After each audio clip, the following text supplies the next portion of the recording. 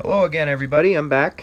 This is part 2 of how to rebuild a front roller, or AMF machine. As you can see, I got it apart right there. Just put that's an Enviro link, by the way.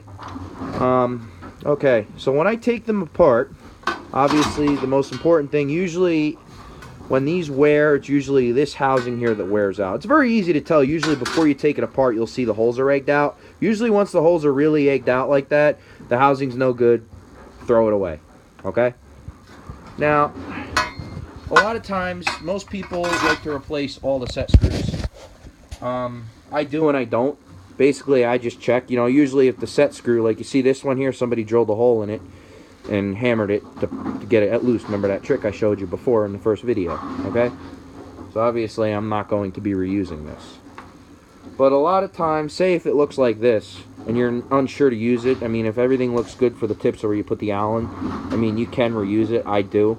Usually how I determine it is I pull it, oops, didn't mean to drop that. Get another one here. Usually how I determine it is I'll put it in here like this and pull it through tight. And as long as there's no real slop with it, it doesn't look worn down, and I know when I pull it in tight, it's a tight fit. Basically like this. Like, see how tight, and I'm going to rotate it all different directions. The reason why is because when you grind it down, it changes the shape of it. So I want to do this, wiggle it, rotate it around. And as long as it looks like it seats in there pretty tight all around, you know, obviously check, you know, make sure the threads look good and not worn and everything like that. You can reuse the set screws. I know guys that just, when they just rebuild them, they just replace them all together. You know, usually, you know, if this looks really worn in here, like it's been, you know, almost starting to strip, I'll replace it, or like the other one I showed you before. So that's how I determine whether I replace set screws.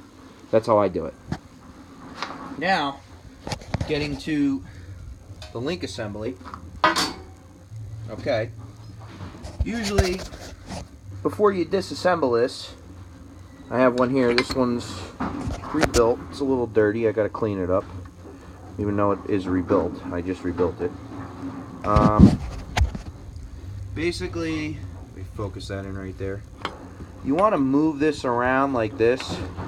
And you see right in there, if the pin and this moves inside this housing, there's placement in that housing, and they do wear a little bit. So when I have them apart, I have a little trick I do, and I've broken them like this, but usually, I mean, if you compress this and it still has placement in it, I would replace this right here.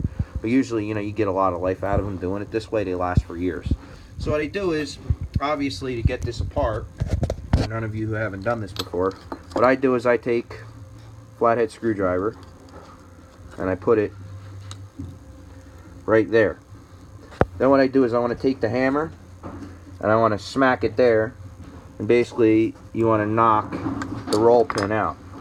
Once the roll pin starts to come out pretty good, usually what I do is take my little wire snippers, I call them, and just lightly wiggle it free. Usually you want to hit it with a little bit of oil because they do want to freeze up in there a lot. And if you fuck up one side, it's okay. You could always just go and take it out this side. So once you hammer this free here, pop this out here, that's it. And then what you want to do is take a little punch, or you could use the screwdriver, just a little, just to start it anyway, not to finish it. You know, and you just want to, all you want to do is, once you get the pin out, take a hammer, tap this out, and it'll come out the other side. Okay, so once you have this apart, getting back to what I said before, remember, now before we do this, we want to move this, we want to wiggle this like this, and you see how this doesn't move in here? If that roll pin is moving back and forth in there, this is what we do when we take this apart. What we do is, I want to take this like this and put this in the vise. I want to turn the vise down on top of it, and what's going to happen is you're going to press the vise against this. When you press the vise against this here, it's going to compress this. Obviously, don't tighten it too much, because if you really tighten it hard, you could break these off.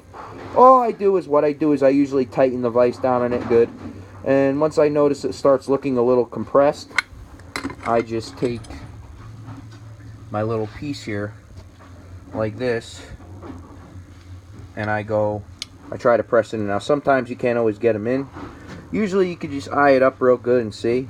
And usually I could tell by just looking at it if I'm going to have any play or slop in it.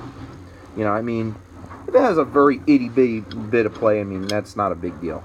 You're just basically compressing this down to make this seat tighter so this doesn't move around in there like that. Now, like I said, it's very easy to determine it. Just move this around like this, you know, when you have it apart, before you pull it apart. And then you want to just crank the vise down here, and that's how you do it. And then what I do is also, one thing to forget, I pull the bearings off. If the bearings look good, I do reuse them.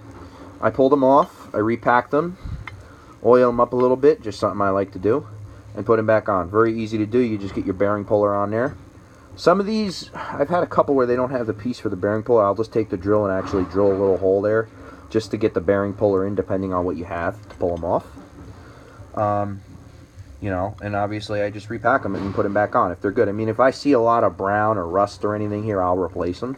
But if they look good and they move good, I'll pull them off and repack them. Just me. Another thing you always want to double check is you want to look at the threads here. Check to make sure they're good. You know, nothing looks worn or stripped. I personally like to use the Enviro links. Now just note, I just rebuilt this one. It is a little dirty. I'm going to clean it up. My hands are dirty. When you put the Enviro, I use the Enviro links. Sometimes they sit in there a little tight. So what I do is I check it before I put it in.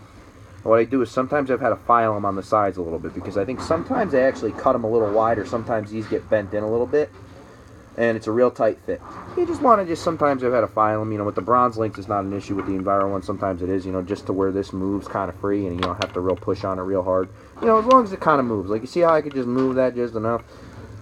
And I mean, you know, I don't know how many of you do this. If you're watching this and you actually have experience and done this before, I just like to take a little bit of oil and just oil this here. I know you got a little bit of grease and gook here. I'm going to clean all that up. But this one is rebuilt. This one I just started taking apart now. So this is part 2 of how to rebuild the front roller. I think I pretty much covered everything here. So just stay tuned for part 3. Okay.